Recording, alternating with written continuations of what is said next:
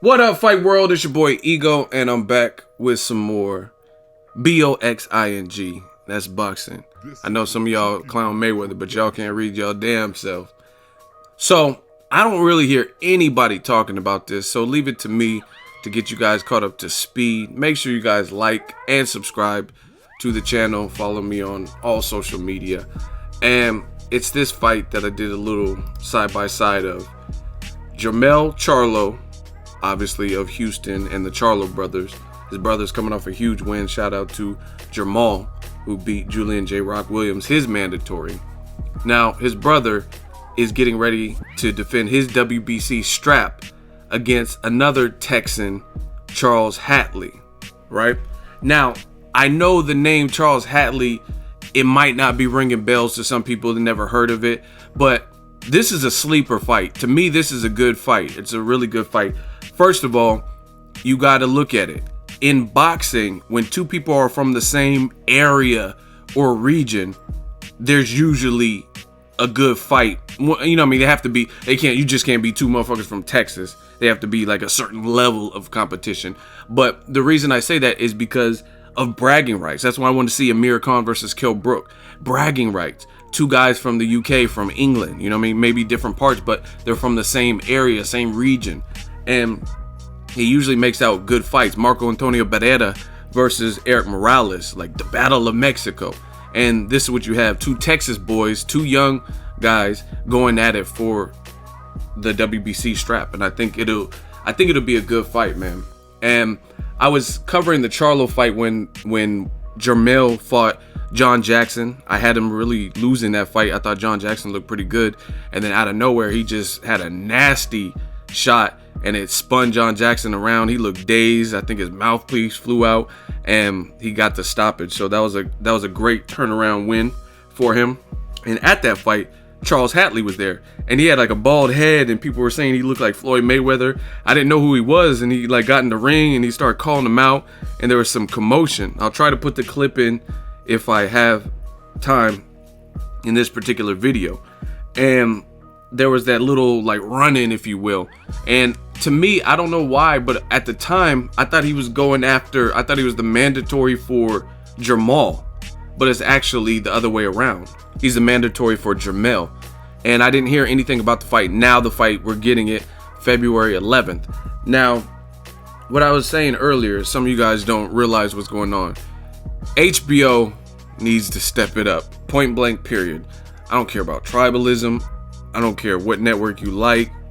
HBO does good production value and stuff, but they got to step it up, because right now, and really this year, 2016, and it looks like and beyond, they're coming with heat.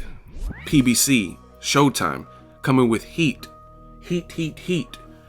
The only HBO fight that I know of right now, there's Takashi Miura, who's the Japanese warrior. He's fighting somebody, but I don't even know who the guy is really. I posted it. It's Miguel Roman. I don't know too much about him. I posted this earlier.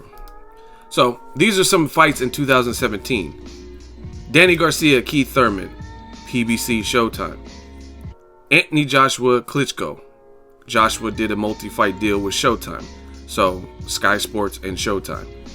HBO does have this, which is a pay-per-view. Danny Jacobs versus Gennady Golovkin. That's good. Broner's making a return against this man, pressure fighter, Adrien Granados. Then you have James DeGale fighting Badou Jack, Unification, Showtime. You have Jose Pedraza, IBF champion, going against a TMT fighter, Tank Davis, right? And here's some additional fights. Frampton Santa Cruz 2. Same card. Dejan Zlaticanin versus Mikey Garcia. Showtime, right? Charlo Hatley. Vasquez Collazo. Sammy Vasquez, coming off his first career loss to Felix Diaz, fighting against Luis Collazo. That's coming up. HBO pay-per-view, Cotto Kirkland. And then you also have these fights.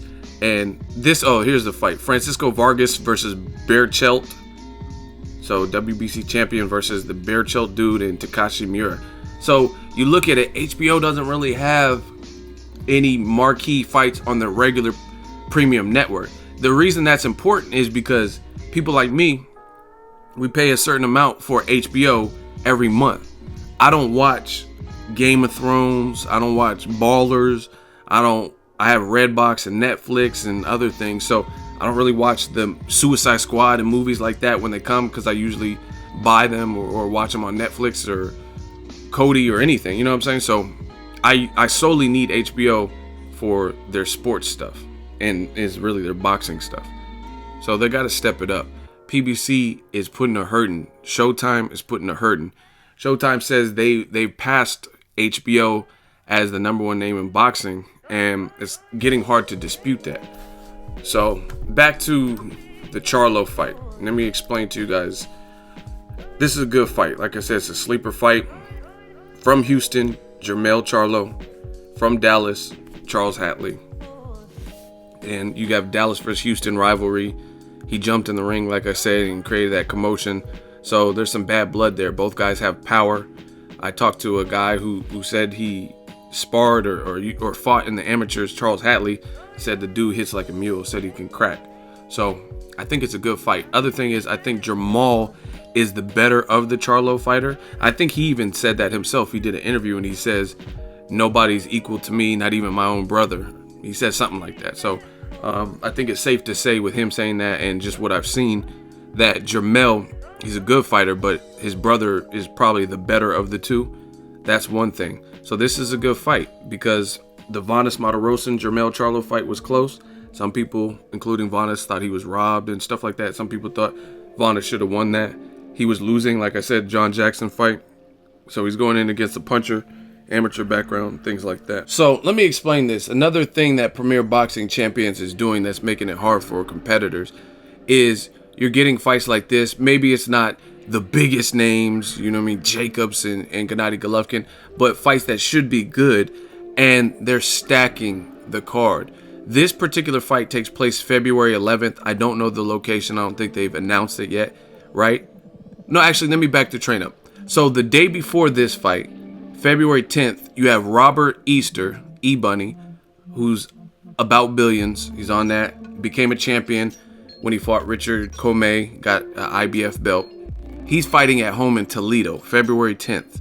On that card, you have two other about billions fighters. Rashid Warren, who is a champion, and I think he's making his title defense. And then you have my dude, Jamal Herring, who lost to Shafikov. I think that's how you say his name. And he's looking to come back in a big way. So that's February 10th. That's 3 fights, PBC on Bounce, I believe is the network that picked it up.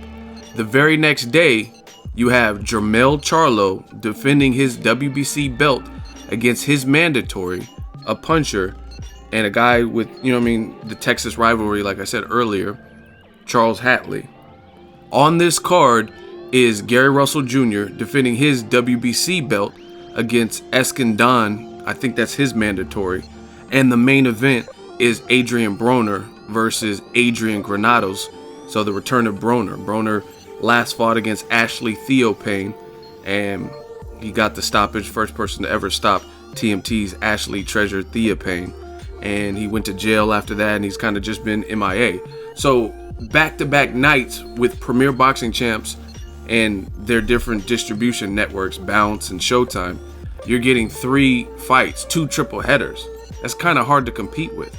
And again, I mean, maybe HBO could step it up, but the biggest matches that they have, Cotto Kirkland, Triple G, Jacobs, they're all on pay-per-view. And Showtime's giving us, on their regular network, this triple header. So you get to see Jermell Charlo in a mandatory outing. You get to see Gary Russell Jr. in a mandatory outing. And you get to see Adrien Broner, who clearly knows how to sell a fight. And I'm looking for him to turn it up. And hopefully they do some kind of behind-the-scenes special, because this is, to me, it's a good fight card. But you got to do your research. I'll briefly go over it. This is Charles Hatley's, his box rec. He has a record of 26-1-1. His loss was to Leonardo Tyner, who you can't sleep on. Leonardo Tyner is a good fighter. He's the guy that fought Sean Porter in the exhibition after Keith Thurman got in a car accident. And Sean Porter wanted to stay busy, so he fought Leonardo Tyner. He stopped Charles Hatley in 2012. But don't sleep Leonardo Tyner, some of y'all don't know boxing, but he also fought Canelo Alvarez. And this was when Canelo, I don't know how old Canelo was, maybe 19 or so. He was giving Canelo some issue in spots. So make sure you guys go back and watch that fight. But anyway, since then, he's been on a pretty good tear. And he's won 1, 2, 3, 4, 5, 6, 7, 8, 9 fights in a row. And obviously, this is probably one of his bigger names. Anthony Mundine. He went to Mundine's neck of the woods. Mundine has a stoppage win over Shane Mosley. I'm not saying he's a world beater, but because he lost to Claudio too. But he went over to Australia as an underdog for the WBC silver title. So he went to Mundine's neck of the woods, knocked him down 4 times, and then ended up stopping him. And he stopped Saul Roman, who also got stretched by Curtis Stevens. So, I mean, the dude almost a 70% knockout ratio, 65. Should be a good fight with him and Jermell Charlo. And like I said, anytime you have those bad blood regional fights, like battle Texas, Dallas versus Houston, usually it's pretty good. I don't know where this is taking place, but I think it would be a great Texas fight. Broner in Texas. I think Broner fought Maidana in Texas. You know what I'm saying? And I'm pretty sure it had a good turnout. So that would be great if they staged it in Texas so all the Texas fans can go. But it's a Broner card, so maybe they'll put it in Cincinnati, Vegas. I'm not really sure, but it's a good triple header. And it's one that I haven't heard anybody talking about and people are sleeping. Again, you get Broner, Gary Russell, and Jermell Charlo. And 2 of the 3 of that trio are defending against their mandatories.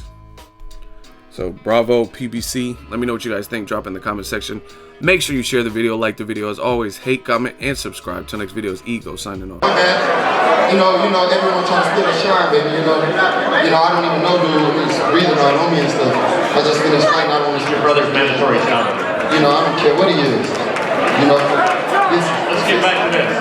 It's a crowning moment, historical moment. And watching your brother was a little distracting for you. What does it mean for you to have this happen? It felt good because, you know, I knew my brother would get the job done. And we belong at this level. And for us to get the attention that we need from the Canelos and the greats out there, you know, we need these titles and we're going to keep these titles. So that's what we're going to do to keep rising. Let's get your head back into this fight. You were able to use that big right hand very effectively tonight. Why? I mean, I set it up behind the jab, and that was my